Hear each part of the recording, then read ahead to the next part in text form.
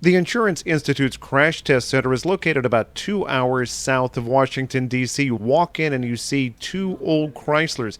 These are actually the first vehicles that had airbags save the lives of their occupant. You walk further back, they've got a very interesting display. They've got a number of vehicles that they've crash tested over the years. Now, in many cases, these are just vehicles that are there for you to see, but in other cases, the Institute's Russ Rader says what they have are vehicles that have a specific message. On these two vehicles here illustrate good and poor performance in the frontal offset test that we've been doing since the early 1990s.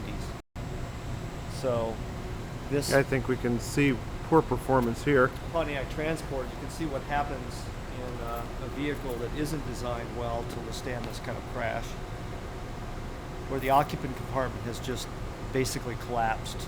So there's not a whole lot of room there for somebody to survive a crash like this.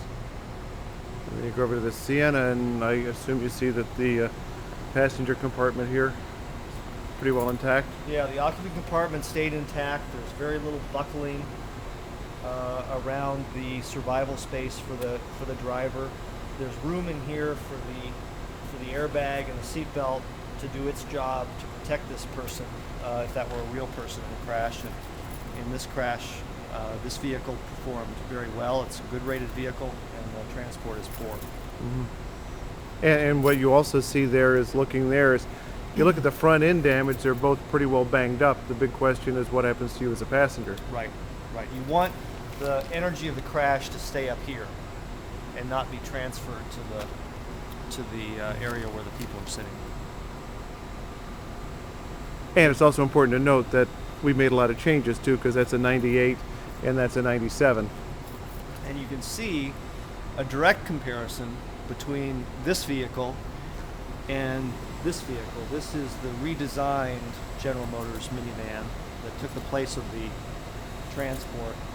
You can see the dramatic difference. Now we walk into the room where they're actually going to do the crash test. That's a $60,000 Mercedes.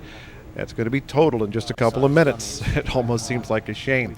If you look inside, there are different kinds of crash dummies. They decided to do an average percentile female crash dummy in the front, a child crash dummy in the back. They actually have paint on their foreheads, so after the crash, you can see where the foreheads hit. Up above, those are insurance agents brought in from around the country to witness this crash test. Now over here, you see a lot of photographic equipment. That's high-speed equipment, so they can play it back and show it slowly. That's a garage door that the test equipment is going to come out of and just ram right into the side of this vehicle. Now watch very closely, because it's all over in a second.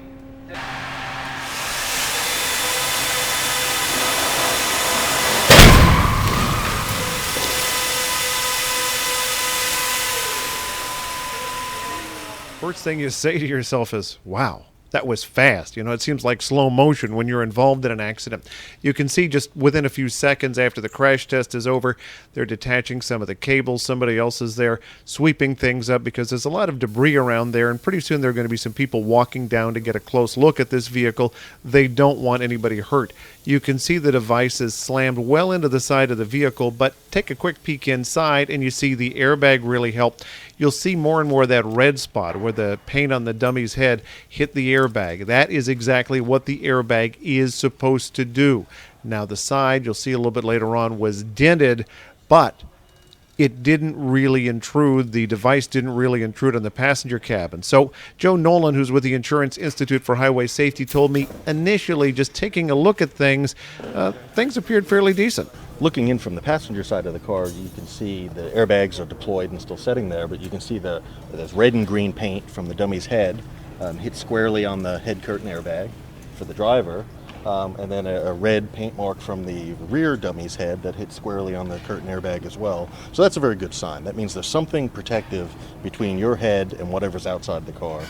And then for the driver and the rear passenger, they both have torso airbags that come out of the seat, and they help cushion your ribs and your shoulder from getting injured by the intruding door. So So far, all systems, it looks pretty good. Take it from a personal standpoint, looking at something like this, you don't want to drive in a car without a side airbag. Oh, absolutely not. The technology is wonderful. Real-world studies show how effective it is at saving lives, and it's also demonstrated in the crash test. Now, while the initial assessment is pretty good, they still have a lot of data they have to go over, a lot of video they have to review before they can give a final score to the vehicle on how well it did on a crash test. I'm AutoBeat reporter Jeff Gilbert.